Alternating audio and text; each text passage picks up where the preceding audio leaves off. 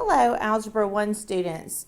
For Chapter 9, Section 5, we're going to be learning a new formula called the quadratic formula. But before we start talking about the new material, let's do these three review problems. Last section we learned about completing the square. So the first thing we need to do is rearrange our problem and bring 16 to the other side, which makes it negative 16. Then we need to take half of the number in front of x, which is half of 8 is 4. Then we're going to square 4 and add it to both sides. And that makes a perfect square. So on the left it's x plus 4 squared equals, and this actually turns out to be 0. So when we take the square root of both sides, the square root of x plus 4 squared is x plus 4. And the square root of 0, instead of saying plus or minus, it's just going to be 0. So x here equals negative 4. And there's only one root, and that is it, negative 4. For number 2, don't forget we always need to look for a greatest common factor. And the greatest common factor here is going to be 3. So when we divide everything by 3, we're going to get x squared plus 4x plus 27 equals 5. And then to complete the square, x squared plus 4x, we're going to bring the 27 over and subtract 27 from both sides, and that's going to equal negative 22. And now we're ready to complete the square. So half of 4 is 2, and 2 squared is 4. So we'll add 4. And our perfect square on the left is x plus 2 squared equals, and we're going to end up with a negative 18.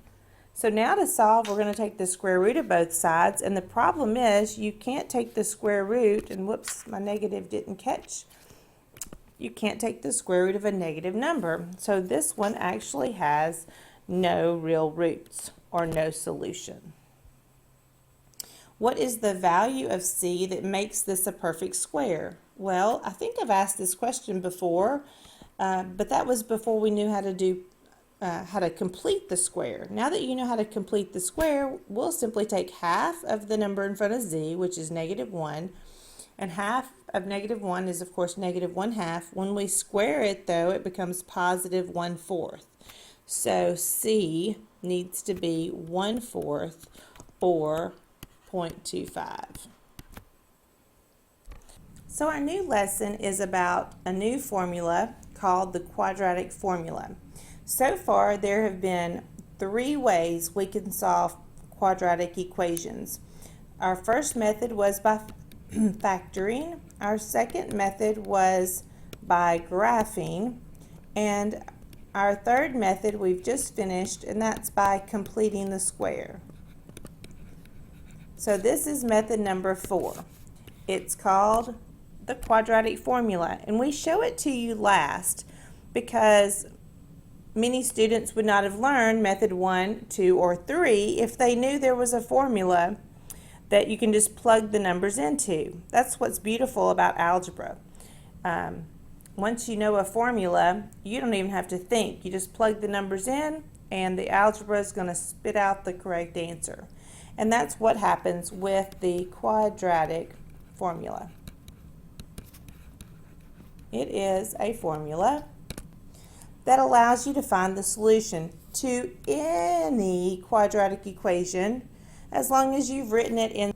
I have a cute little music video I'm going to show you in class to help you remember the quadratic formula. So if I haven't already shown that to you, remind me tomorrow to be sure and play the video.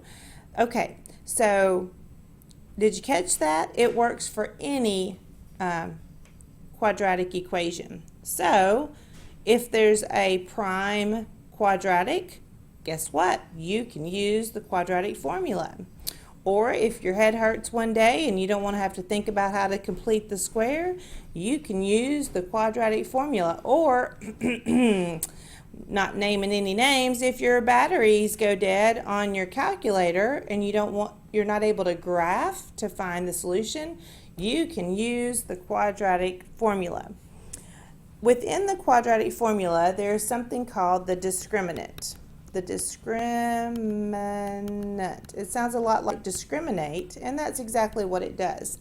The discriminant discriminates the problem. It lets you know how many solutions your formula has. We just did a review where one of them only had one solution and the other had no solution.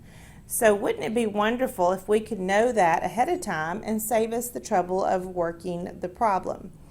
In the quadratic formula, which says, by the way, let's jump down to the actual formula, x equals negative b plus or minus the square root of b squared minus 4a times c all over 2a. That's the formula that will let you know your roots. So if there's supposed to be two roots, this looks like only one formula. Well, the plus or minus right there, you have to do both. When you add, you'll get one root. When you subtract, you get the other root.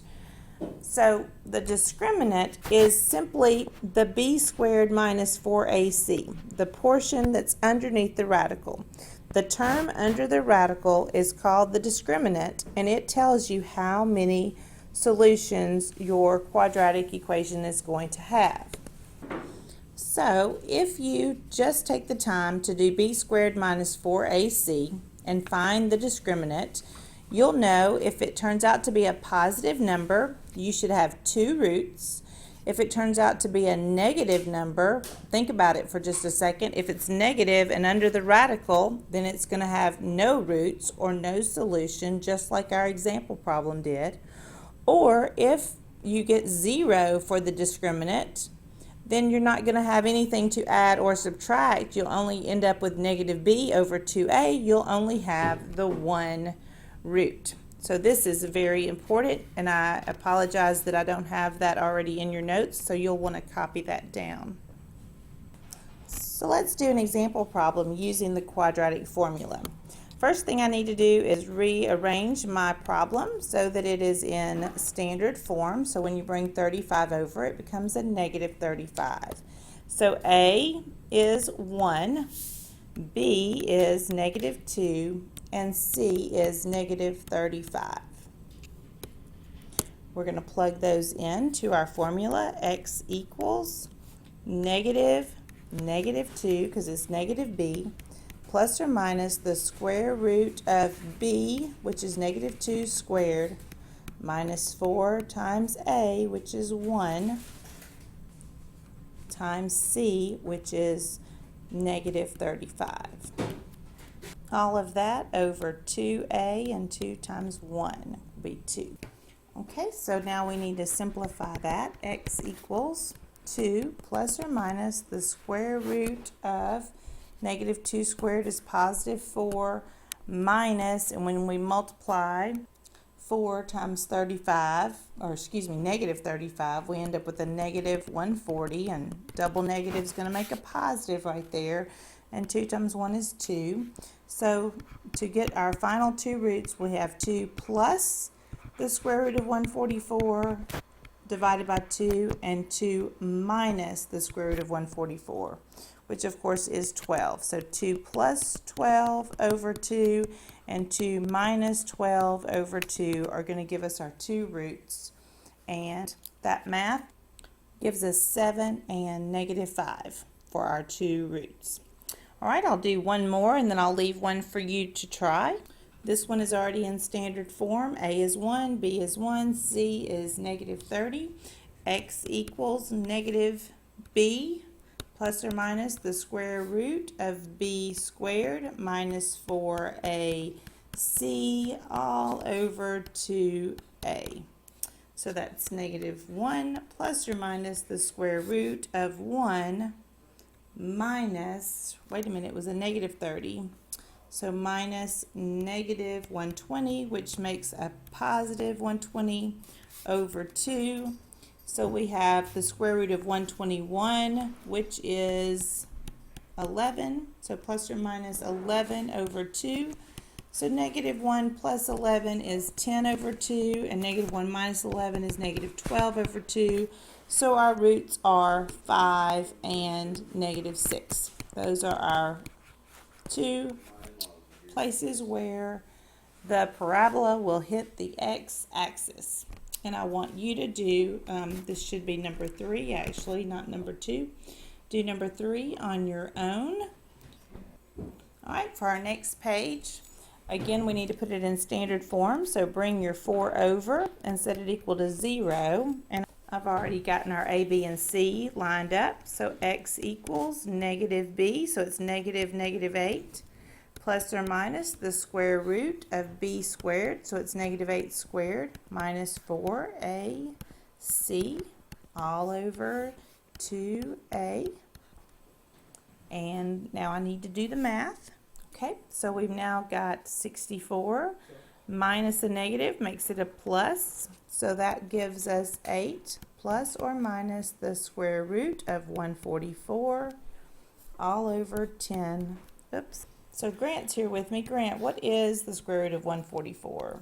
12. 12. So we have 8 plus 12 over 10 and 8 minus 12 over 10. So 20 divided by 10 is 2, and negative 4 over 10 simplifies to negative 2/5. And there are your roots. All right, I'm going to leave the next example for you to work. Number 4, work on your own.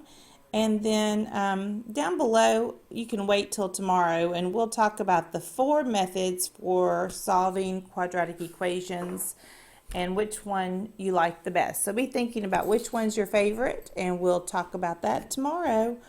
I hope you have a wonderful day.